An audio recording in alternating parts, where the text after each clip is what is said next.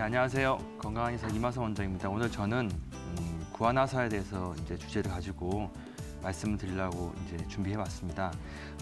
구안화사는 다들 아시는 질환입니다. 아시는 다 모를 수가 없는 형태죠. 그러니까 얼굴에 뭔가 좌우의 모습이 달라지는 형태로 발생하는 질환을 이제 우리가 구안화사라고 하는데요. 입과 눈 주변 근육이 마비돼서 한쪽으로 삐뚤어지는 형태의 질환이라고 이제 정의를 낼 수 있습니다. 근데 이게 요새 조금 뭐랄까 많이 늘어나는 추세예요. 지금 이제 밑에 표도 나오고 있습니다만은 말초성과 중추성에 대한 그 각각에 대한 구분은 제가 좀 이따 설명드릴 거긴 합니다만은 그 건강보험공단에 요새 이제 그 나타나 있는 통계를 보면 그 최근 5년간의 구안화사 증가율이 무려 5.6%랍니다. 이제 무슨 경제 성장률도 아니고 매년 구안화사 환자들이 막 대폭으로 늘고 있는 약간 그런 추세고, 그래서 치료를 많이 받고 있는 나오고 있죠. 그런 형태로 진행되고 있는데, 그와 관련해서 이제 아무래도 날씨가 추워지거나 가장 구안화사 호발하는 계절이 가을입니다만, 더운 여름에서 추워지는 가을로 가는 형태가 많이 그렇게 좀 더 호발하는 계절이기도 하고, 그 다음이 환절기 또는 이제 겨울 같은 계절이거든요. 그래서 이 타이밍에 제가 한번 날씨도 좀 춥기도 하고 그래서 구안화사에 대한 말씀을 드리고 있습니다. 가장 먼저 질환에 대한 설명을 할 때 가장 대표적으로 우리가 알만한 형태가 중추성 안면신경마비가 있고 말초성 안면신경마비가 있는데요. 이 두 가지를 조금 알고 가시면 여러분들께서 이제 조금 이해하기 쉽지 않을까 싶습니다. 일단은 먼저 제목만 보면 중추성 안면신경마비는 뭔가 마비가 중추에 해당되는 부분에서 생긴 거겠죠, 그렇죠? 그래서 다른 말로는 이것도 역시 중풍의 일종인 형태의 그 어떤 다른 여러 가지 증세 중에 하나가 안면신경마비가 온 것이고요. 말초성 안면신경마비는 그야말로 얼굴에 있는 안면신경에 해당되는 부분에만 어떤 질환이 생겨서 발생한 마비라고 볼 수 있겠죠. 그래서 차이가 크게 있는 거는 일종의 중풍이라서 정말 큰 형태의 중풍이 오면 손도 못 움직이고 발도 못 움직이고 하겠지만은 약간 경미하게 오면 그 표는 크게 안 나는데 얼굴에도 마비가 온 형태가 돼 있는 경우인 거죠. 그런 경우가 이제 우리 말하는 중풍으로 인한 안면신경마비, 중추성 안면신경마비인데요. 요거는 당연히 얼굴과 신체가 다 같이 마비가 되겠죠. 그리고 특징적으로 표정을 지을 때 이마에 주름을 지어보세요. 그러면 이마 주름이 웬만하면 다 지어집니다. 이마 주름 똑같이 양쪽 다 대칭으로 오기 시작하고요. 눈도 감아보세요. 그러면 눈도 똑같이 잘 감을 수 있습니다. 그러니까 주로 얼굴 쪽, 안면 쪽, 우리 말하는 코와 입 요 해당되는 부분에서만 마비에 해당되는 좌우의 차이가 생기지 눈 이상 위쪽에서는 거의 큰 차이가 없이 다 똑같이 대칭이 되는 것이죠. 그리고 반대로 말하면 또 다른 그 안면신경마비가 해당되는 것 중에서 구안화사, 우리가 말하는 말초성 안면신경마비 같은 경우에는 이렇지가 않고요. 이마의 주름도 좌우가 달라지고요.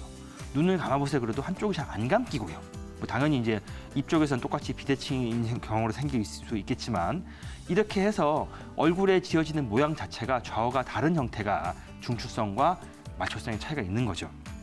그리고 맛을 보거나 귀가 들리는 형태는 중추성 마비는 거의 똑같습니다. 좌우 비슷한데 말초성 마비는 더 심해지면 한쪽 귀만 더 아프다라든가, 귀도 약간 청각에 해당되는 소리도 좌우가 다른다라든가, 뭔가 맛도 잘 못 느끼는 형태처럼 조금 더 디테일해서 차이가들이 좀 더 날 수 있는 부분이 있다라고 이해하시면 되겠습니다. 또 이 말초성 안면신경 마비도 각 단계별로 약간 다른데요. 또 이제 그림이 또 새로 나오겠습니다만, 보시면 이제 약간 이 단계별로 다른 증세들이 있는 거죠. 가장 여기 1번에 해당되는 부분처럼 순수하게 얼굴 신경 쪽으로 마비가 올 경우에는 이제 얼굴에 해당되는 마비만 주로 진행되는데, 조금 더 안쪽으로 진행돼서 2번에 해당되는 부분, 뭔가 이제 얼굴 신경절에 해당되는 뼈 출구 쪽에서부터 뭔가 약간 손상이 오거나 질환이 생길 경우에는 혀의 감각이 좀 이상해지거나 침샘이 침샘 분비가 좀 저하되면서 뭔가 입이 잘 마른다라든가, 또는 그런 식의 약간 뭔가 입과 관련된 형태의 어떤 증세들도 동반하게 되는 것이죠. 그다음에 3번에 해당되는 부분, 신경절 밑에까지 조금 더 깊숙한 곳까지 이제 뭔가 손상이 오게 될 경우에는 여기가 귀의 고막이랑 좀 가까운 형태에 해당되는 부분을 근육의 마비를 동반시킬 수 있기 때문에 청각의 이상, 뭔가 좀 이명처럼 소리가 커진다라든가 귀에 해당되는 부분에 이상이 생길 수도 있는 것이죠. 그리고 더 이제 안쪽에 신경절 안쪽까지 오게 되면 지금 제가 언급한 모든 증세가 하루 이틀 만에 빨리 오면서 급격히 빨리 오면서 귀 부분에 통증까지 야기시켜 줄 수 있는 그런 형태까지 올 수 있는 형태가 안면신경 마비도 여러 단계들이 있다라고 이해하시면 될 것 같습니다. 그러면 과연 이걸 어떻게 한약적으로 치료할 수 있느냐를 보시면요. 가장 먼저 이제 추나요법이 있을 수 있는데 추나요법 같은 경우에는요. 후두골이라든가 경추의 비대칭 아무래도 안면신경 마비가 오는 것들은 뭔가 이제 여러 가지 일하시면서 비대칭을 몸을 좀 있다 보니까 좌우의 대칭 뭔가 이제 한쪽만 좀 더 압박이 생기면서 기혈 순환이 좀 좋지 않게 되다 보니까 그로 인한 압박으로 인한 뭔가 마비가 야기될 수 있는 그런 원인을 볼 수 있는데요.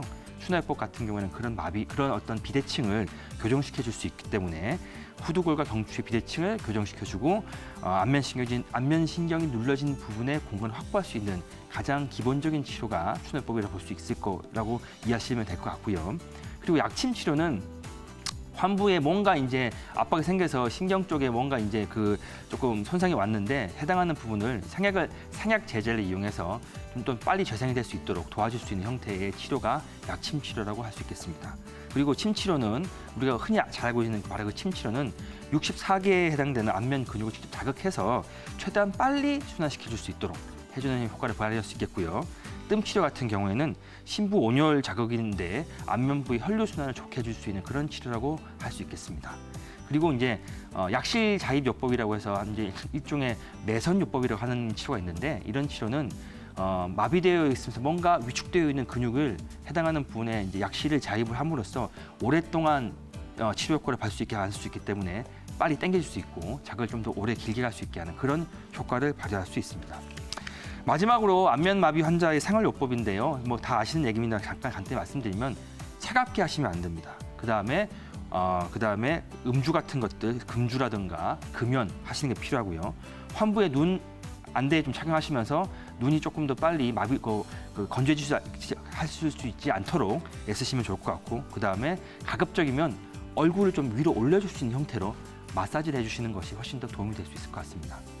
이상 건강한 의사 이마성 원장이었습니다. 감사합니다.